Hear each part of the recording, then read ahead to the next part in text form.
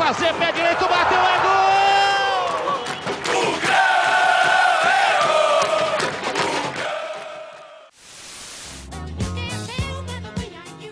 A década é 1970. Staying Alive, dos Bee Gees, fazia sucesso em todo o mundo. O Brasil vivia a ditadura militar, e aos artistas nacionais restavam driblar a censura. Pai, afasta de mim esse cálice. Assim era o mundo em 1978. Mas o assunto aqui não é música, muito menos política, é futebol. Esta série de reportagens mostra a metamorfose sofrida pelo Guarani Futebol Clube entre 1978 e 2018. Até então, o único time do interior do Brasil a conquistar o título de campeão brasileiro. Nós iniciamos o Campeonato Brasileiro perdendo a primeira partida aqui dentro de casa contra o Vasco da Gama, né? Perdemos por 3-1. O time estava em formação ainda, essa que é a grande verdade. E aí chegamos nessa outra partida contra o Remo, essa sim foi muito vexatória. A partida citada por Zenon é a goleada de 5-1 sofrida para o Remo, em Belém. Veio aquele ormaço de novo, que é normal naquela região, e o time não se sentiu bem, foi totalmente dominado pelo Remo. Apesar do começo ruim, a sequência de partidas deu confiança ao time, até que Carlos Alberto Silva finalmente encontrou a escalação titular na partida contra o Internacional de Porto Alegre. Neneca, Mauro, Gomes, Edson e Miranda. Zé Carlos, Renato e Zenon. Capitão, Bozói Careca. Na época só se falou que a imprensa gaúcha fez piada com o Guarani, onde já se viu um time com ataque de palhaços, de Capitão, Careca e Bozó, querer vir ganhar do Internacional aqui no Beira-Rio, né?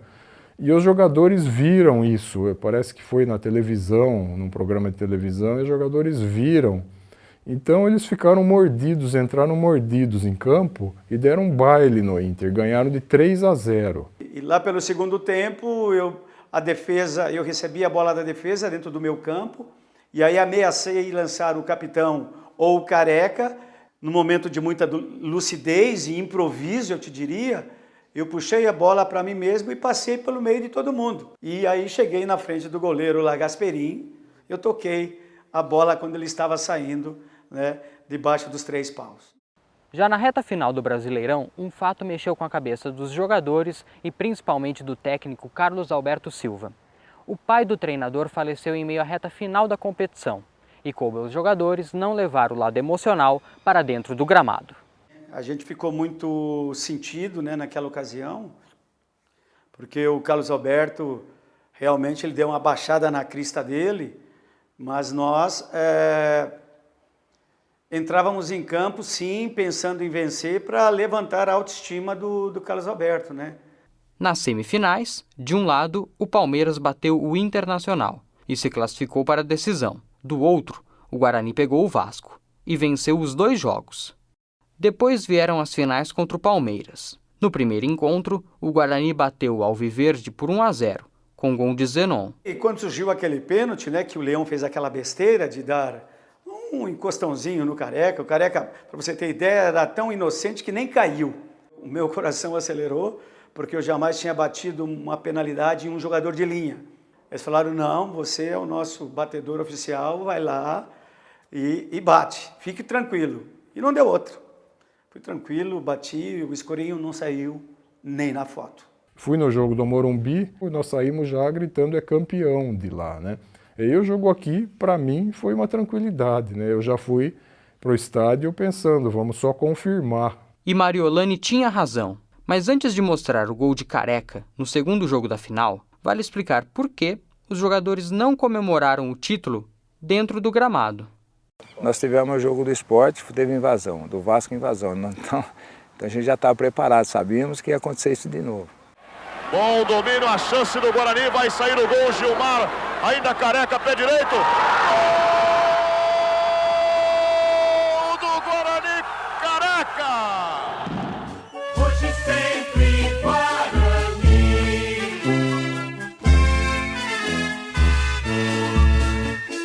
Guarani.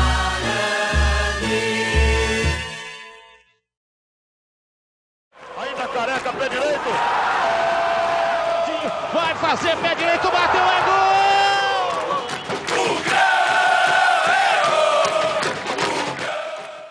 Com a conquista do Campeonato Brasileiro de 1978, o Guarani garantiu a classificação ao torneio de clubes mais importante da América do Sul, a Copa Libertadores. Com a mesma base que alcançou o título nacional, o Bugre fez uma ótima campanha na primeira fase e terminou com o melhor ataque. Apesar das boas atuações, o Guarani acabou decepcionando nas semifinais da competição e foi eliminado para o Olímpia do Paraguai. O sonho da conquista da América havia acabado. Após alguns anos sem sucesso, o Guarani voltou a se destacar no ano de 1986, quando chegou mais uma vez à final do Campeonato Brasileiro. Só que desta vez, a história não teve um final feliz para o Alviverde. O time que contava com Sérgio Neri, Marco Antônio, Ricardo Rocha, Gilson Jader e Zé Mário, Tozin, Barbieri e Boiadeiro, Chiquinho Carioca, Evair e João Paulo, teve trajetória impecável e chegou para disputar o título contra o São Paulo. Depois de arrancar um empate no primeiro jogo da decisão, disputado no Morumbi, o Bugre tinha tudo para conquistar o bicampeonato nacional, mas acabou derrotado nos pênaltis depois de empatar por 3-3 no tempo normal, decepcionando os torcedores que compareceram ao Brinco de Ouro. Mesmo 32 anos depois, 2 lances não saem da cabeça de João Paulo, um pênalti não marcado e o gol do empate tricolor no último minuto da prorrogação. É um assalto muito grande. É um jogo que eu nem gosto de ver, de relembrar na realidade. É uma tristeza, onde eu peguei a bola, Wagner Basílio não me pegou, a bola nada, me pegou o pé, onde eu tirei a bola para fazer o gol, ele deu o carrinho, um carrinho maldoso, nem pegou a bola, pegou meu pé e o juiz não deu nada. Foi um assalto muito grande. Esse jogo a gente fica triste, viu? Triste pelo como foi o jogo, pelo juiz e pelo gol que nós tomamos. Faltava 1 minuto para acabar da prorrogação. Mesmo com a traumática final no Campeonato Brasileiro de 1986, o Guarani conseguiu se reerguer e alcançou, no ano seguinte, o 2º vice-campeonato nacional. No entanto, o clube não conseguiu repetir as mesmas atuações em 1989 e acabou rebaixado à 2ª divisão. Apesar da queda, o Guarani entrou nos anos 90 embalado. O clube teve bons desempenhos no Campeonato Paulista e retornou à elite do futebol nacional. Mas o ápice do período viria com o técnico que já era bastante conhecido aqui no Brinco de Ouro. E um treinador que conseguia unir o nosso time, né? Que tem a cara do Guarani, né? Falar de Carlos Alberto Silva é falar do Guarani. Campeão brasileiro em 78, Carlos Alberto Silva retornou ao Bugre em 94 para comandar a equipe no Nacional. Logo na 5ª rodada, apostou em uma dupla da casa. Amoroso e Luizão jogaram juntos pela primeira vez e foram os protagonistas de uma goleada sobre o Santos. Aí em 94, quando chegou o Carlos Alberto, eu falei, olha, eu queria ser emprestado, eu quero jogar, aqui eu não vou jogar. Ele falou, não, eu vou... Continua treinando como você está, que daqui uns dias eu te dou a camisa 9 e você não devolve mais nunca. Amoroso e Luizão fizeram parte de um trio que ficou marcado na memória da torcida bugrina. A parceria da dupla com o meia Djalminha durou pouco tempo, mas foi o suficiente para ser eternizada na história do clube. Com certeza, se esse trio tivesse ficado junto mais tempo, ia dar muito mais alegria ainda para o torcedor bugrino. O Guarani enfrentou o São Paulo nas quartas de final. Mesmo sem Djalminha negociado com o futebol japonês e Amoroso, que pouco atuou nos 2 jogos devido a uma lesão, o Bugre conseguiu a classificação para a semifinal. No confronto que valia vaga para a decisão, o Alviverde Campineiro sentiu a ausência do artilheiro Amoroso e perdeu as 2 partidas para o Palmeiras. Assim, o Guarani terminou o Campeonato Brasileiro com o gosto amargo da 3ª colocação. Se fosse ponto corrido, a gente tinha sido campeão. Acho que perdemos no detalhe para o Palmeiras também, nos 2 jogos. Assim, lá a gente estava muito melhor. O ano de 95 começou com a chegada do técnico Vadão, que comandaria o Guarani pela primeira vez. Mas o treinador deixou o clube após apenas 6 jogos no cargo, devido ao conflito com o meia Djalminha, que havia retornado do Japão. O problema da passagem ser curta foi uma opção minha, porque, na verdade, o Guarani, eu tive um problema com o atleta e aquele problema a gente não conseguia resolver e eu pedi demissão. Ele chegava muito atrasado, assim, sempre chegava em cima da hora, o outro chegava atrasado. E a gente acabou se desentendendo. Na verdade, eu não tinha atrasos. O presidente me liberava de alguns treinos. Quando eu ia para o Rio, ele falava para que eu voltasse na terça-feira e, de repente, ele não comunicava o treinador e ficava uma situação, às vezes, incômoda. Apesar de campanhas modestas na segunda metade dos anos 90, a década ficou marcada pelos grandes nomes que o Guarani revelou para o futebol nacional e mundial. Ainda Careca, pé direito. Vai fazer pé direito, bateu, é gol!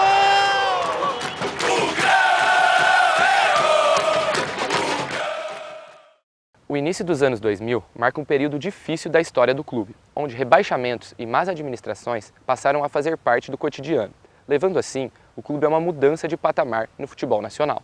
A partir de 2000, 2001 é que começou a cair vertiginosamente, né? Não há como negar, né? Era um time que disputava títulos e agora chegou a disputar a Série C e Série A2, né? A situação ainda está complicada. O status do Guarani hoje é diferente do de 30 a 40 anos atrás, não há como negar. As péssimas gestões administrativas levaram o Guarani a caminhar com grandes dificuldades. Os reflexos apareceram em todas as partes do clube. 2000 e 2001 começou as primeiras dificuldades, eu comecei a sentir isso no lado financeiro, né? E de estrutura também. O clube sempre foi conhecido por ser um celeiro de novos talentos. Um deles é o zagueiro Edu Dracena. O prata da casa se firmou entre os profissionais no ano de 2000. A gente vê hoje que está numa situação muito difícil porque as pessoas que de repente comandaram o Guarani de uma certa época acabou com que estragando toda a base que tinha antigamente. A falta de planejamento e organização levou ao aumento da dívida financeira, que era de R$ 9 milhões em 1999, a R$ 50 milhões no ano de 2006. Edu Dracena é apenas um exemplo de atleta que ainda tem valores a receber na justiça. A quantia exata não foi revelada pelo atleta. Me deve ainda. Foi um acerto trabalhista. Quando eu saí do Guarani, eles me deram um cheque. E esse cheque sem fundo está até hoje e está na justiça. Em contato com a reportagem, a atual gestão afirma desconhecer a dívida. Após 13 anos disputando a elite do futebol brasileiro, o Guarani amargou a 22ª colocação, com 49 pontos, e foi rebaixado para a Série B do Brasileiro.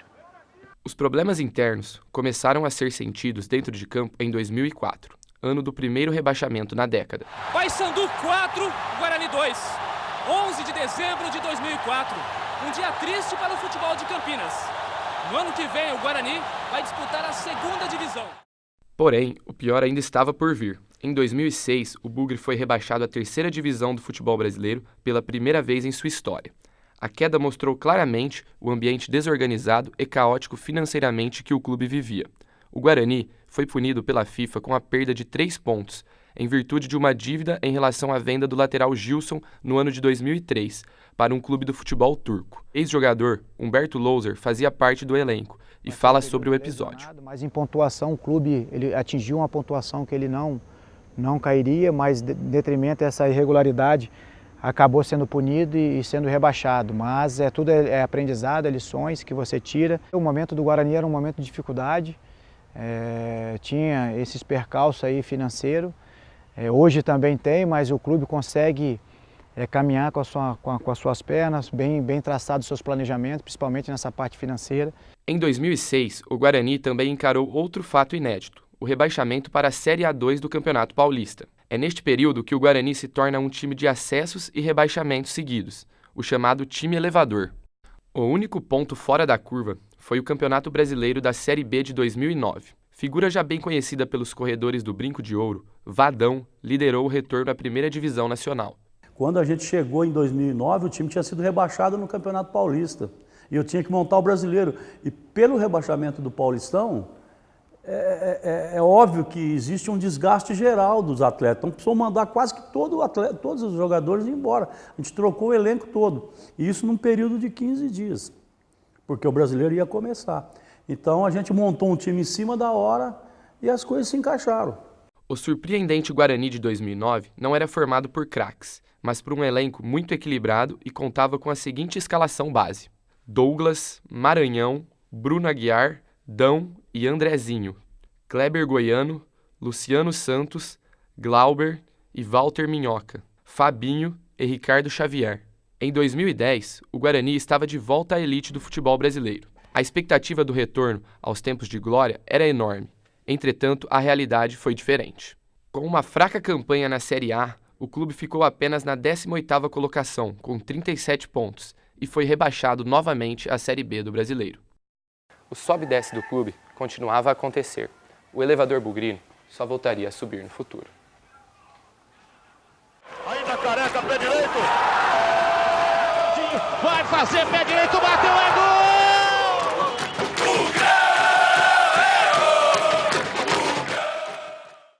2012 reservou momentos especiais à história do Guarani.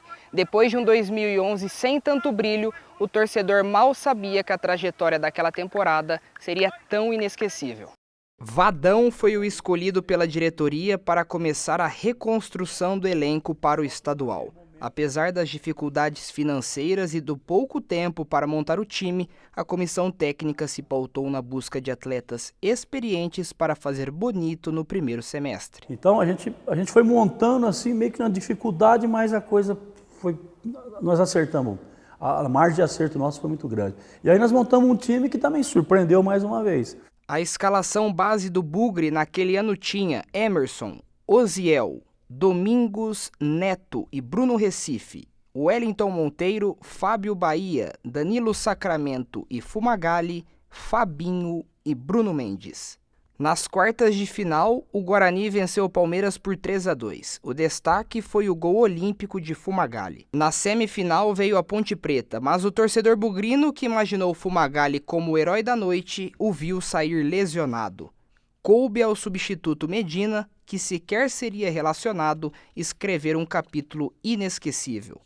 A Macaca vencia por 1-0, mas no segundo tempo Fábio Bahia empatou. Depois vieram os gols do camisa 16, eternizados na memória do jogador.